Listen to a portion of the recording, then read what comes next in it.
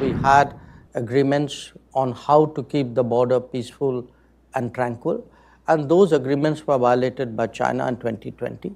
Until those forward deployments are addressed, the tensions would continue. If the tensions continue, it casts a natural shadow over the rest of the relationship. So our relationship hasn't been great for the last 4 years.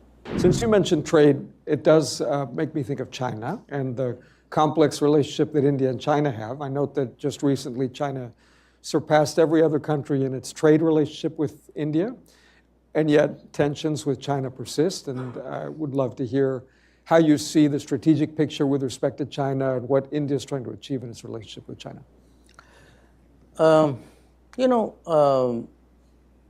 When it comes to trade, correct me if I'm wrong, I think China accounts for globally about 32% of global manufacturing. I think that would be the right number.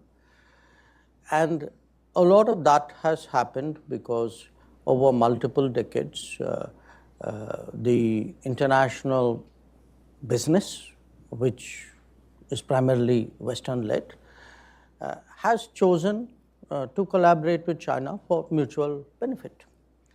So today, for any country, if you are into any kind of consumption or even into any kind of manufacturing, sourcing out of China is something which is inevitable.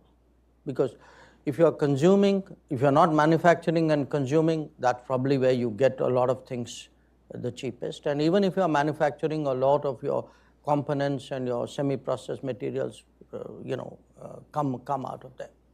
So what happens is that, in a sense, trade with China at one level is almost autonomous of the political or the rest of the relationship, you can say.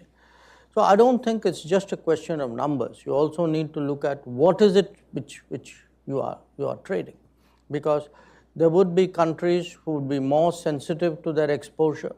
There would be countries who wouldn't care.